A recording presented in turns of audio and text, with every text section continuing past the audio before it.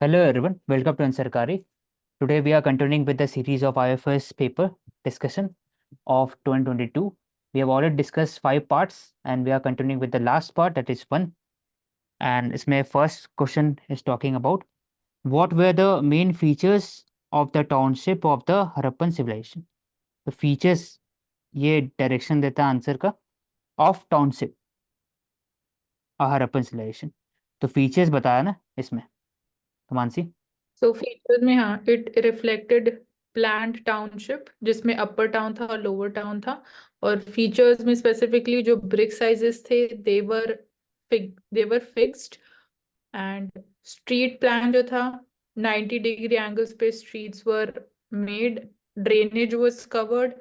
houses were opened towards inside of the street and not towards the main street, so safety perspective was also taken care of। and जो houses थे the story was single storied houses। हम्म. अपर यही town and lower town था। हाँ वो बोल दिया starting में। they were divided into portions, 2 areas। हम्म. और अ- जो मतलब हैबिटेशंस थी वो अगेन लोअर टाउन में थी एंड अपर टाउन में कुछ जो स्ट्रक्चर्स थे जो लाइक मेन बिल्डिंग्स होती थी देवर इन द अपर टाउन। मतलब ऐसा कुछ एग्जैक्ट एविडेंस नहीं है कि like whether that was made for king और लाइक एडमिनिस्ट्रेशन के लिए दैट वाज अपर टाउन में। इसमें तीन चार चीजें मैं बता देता हूँ एक्स्ट्रा। हम्म. तो बेसिकली स्टैंडर्डाइजेशन ऑफ ब्रिक्स आपने लिख दिया, ठीक है। Geometrically design altars of the houses था। उसके ठीक है. बाद आप बोलो कि इंटीग्रेटेड ड्रेनेज मैनेजमेंट था, integrated drainage and sewage management, use of manholes. उसके बाद ग्रिड पैटर्न फॉरवर्ड ऑफ लिख दिए, forward cover drone. Grid pattern हो गया स्ट्रीट का। हाँ, ग्रिड पैटर्न. हम्म. उसके बाद आप लिख दो कि ग्रीनरी टाउनशिप का ही पार्ट है। हाँ, एक बस ऐड करना है इसमें, सेक्युलर बिल्डिंग. लाइक इसमें bathroom, sorry, like great bath, hmm. और कॉमन वेल्थ। ग्रेंट्री. हाँ, ठीक है. ओके. अब इसमें आते हैं, ये हो गया. इन द एसेंस व्हाट पूछा है ना, इसमें एनालाइज नहीं पूछा है तो जरूरत नहीं है कुछ, इतने ही काफी है. In their essence Upanishad were completely different from the rest of the body of the Vedic literature. Comment करना है इसमें, बताना नहीं, कमेंट करना है. तो इसमें पहले मानसी, फिर प्रवेश, सो पीस. उपनिषद यहाँ पे डिफरेंस पूछा how they were different in the essence में क्या डिफरेंस था तो कंप्लीटली डिफरेंट पूछा है यहाँ पर, डिफरेंट नहीं. हम्म हाँ कंप्लीटली डिफरेंट थे एसेंस में। In the essence so comment करना है इसके उपनिषद ऊपर में. हम्म. Upanishads comprised mainly of मतलब after Vedas we had Upanishads। Upanishads में majorly teachings were a component जो as a teaching like अब देना चाहते हो बताना चाहते हो I think वो था Upanishads में majorly in their essence। और Vedic literature में like Vedas जो like, major conventions follow किए जाते थे या किए जाने चाहिए थे they were written like Rig वेदा अथर्ववेदा। वो डिफरेंट कैटेगरीज थी जो स्पेसिफिकली लाइक म्यूजिक के ऊपर था, हेल्थ के हाँ, ऊपर था। ठीक है. अथर्व, ऋग्वेदा एंड सामवेद. इसमें मैं स्पेसिफिक बोल देता हूँ। हम्म. तो जो वेदास थे that was the composition of hymns, and Upanishads were the composition of poetries and poems. Vedas were based on the eternal hearings. Upanishad were composition of the teaching process between teacher and pupil. Upanishads were based on epic, like moral stories. Vedas were based on sacred teaching. इसमें song है, इसमें ritual है, इसमें इसमें नहीं है लेकिन.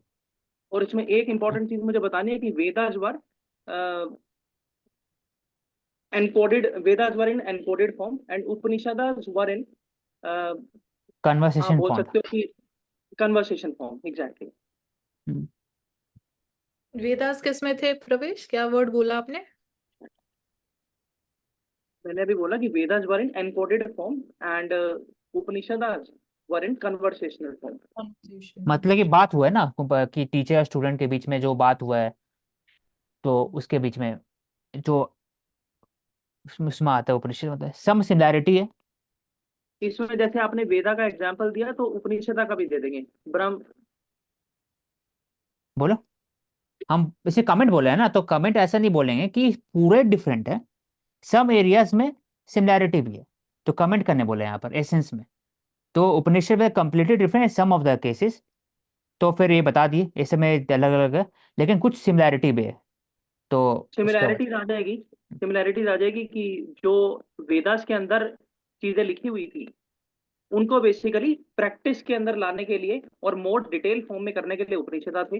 तो बेसिकली एक सब पार्ट था उसका वेदा का। हाँ, सम सिमिलैरिटी की ओवरऑल वेदा से बात करता है पॉलीथीज्म, और ये जो उपनिषद बात करता है पॉलिस्टिक प्लस मोनोथीज्म, मोनोइज्म, तो मतलब मिक्स है। फिर इसमें ब्राह्मण आत्मन का बात करता है, सब बात करता है ओवरऑल, हम्म। तो इसका तो मुंडक का नेचर। उपनिषद हो गया, ब्राह्मणी का उपनिषद हो गया, और अरायन का उपनिषद हो गया, ये सारे इसके एग्जाम्पल है।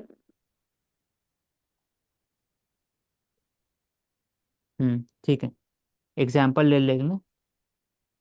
केन, ईशा, मुंडका, एक्सेट्रा, सही होगा। ठीक।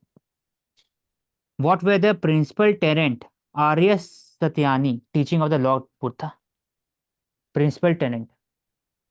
हाँ, what पूछा है तो मतलब डायरेक्टली मेंशन हाँ, नहीं करना डायरेक्टली। है। सो we talked about मध्यम मार्ग एंड उसके अलावा he said कि जो like source of misery है that is the desires. So this was one of the tenets. तो पहले लिख उसको देंगे रिजॉल्व मानसी। करने के लिए middle path. Eight fold path theory of Buddhism सबसे पहला मेंशन पहले आ फोर जाएगा नोबल उसमें। ट्रूथ आर्य सत्यानी, सत्यानी सत्यानी सत्य, तो आर्य हाँ। सत्यानी से क्या है, तो सफरिंग है, सफरिंग ट्रूथ है। फिर कुछ इसका कॉज होगा, इसको एंड कैसे करेंगे उस पर बात होगा, और फिर निर्वाणा। को अचीव करने के लिए, इसको खत्म करने एंड करने के लिए चाहिए मिडिल पाथ।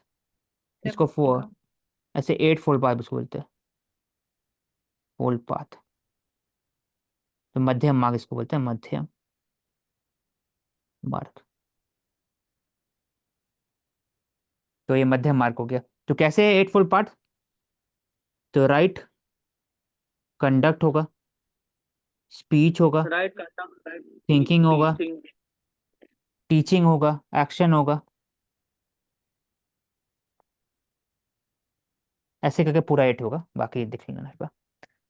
तो ये होगा। और और इसके ये अंदर और एक चीज और लिख देंगे कि जो ट्रू टीचिंग थी ऑफ लॉर्ड बुद्धा की, basically those were promoting cosmopolitanization and egalitarianism. ठीक है, तो इसमें ऐड करते हैं।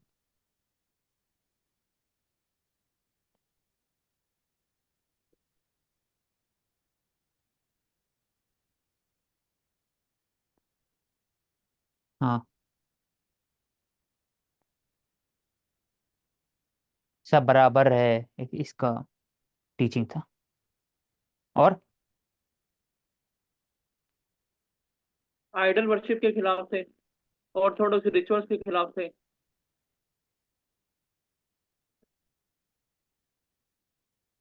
एक healthy relation of teacher and प्यूपिल को शो किया है।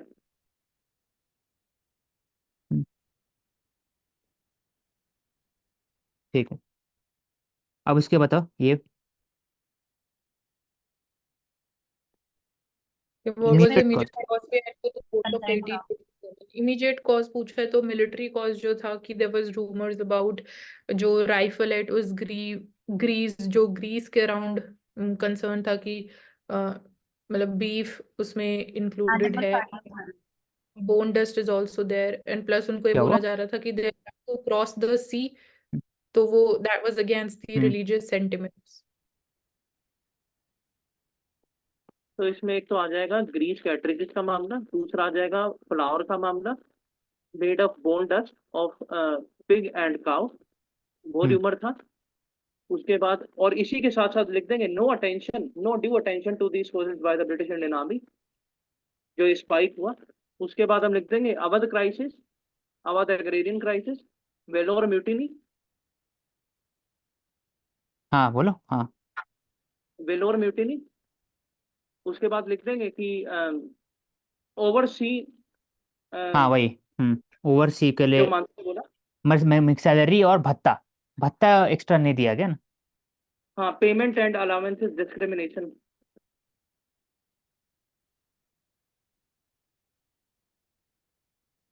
और आप लिख दो कि इमीडिएट कॉज था 34th इन्फेंट्री नेवी में मंगल पांडे की जो फायरिंग इंसिडेंट था, that was also the spiking force behind this. Vellore mutiny थोड़ी था, वेलोर म्यूटिनी तो एक और 1806 कैसे म्यूटिनी बन है गया? इसके इससे जस्ट पहले, शायद वो वेलोर तो टर्बन के ऊपर 18, है। हाँ 1806 का है, ये तो पहले हुआ था। इसके वाले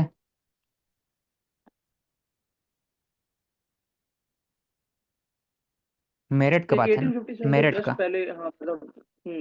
1806 वाला है वेलोर म्यूटिनी।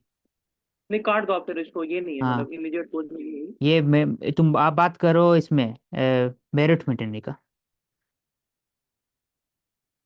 प्रिंसली स्टेट्स के साथ जो डॉक्ट्रिन ऑफ लैप्स था वो भी आ जाएगा। अवध का एग्जाम्पल हाँ ले लिया था। अवध में, अवध में जो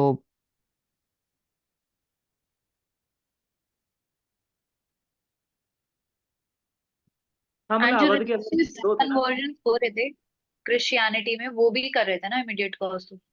इमीडिएट नहीं होगा, वो तो लॉन्ग टर्म कोर्स तो है। इमीडिएट नहीं है, करो ना। ठीक है।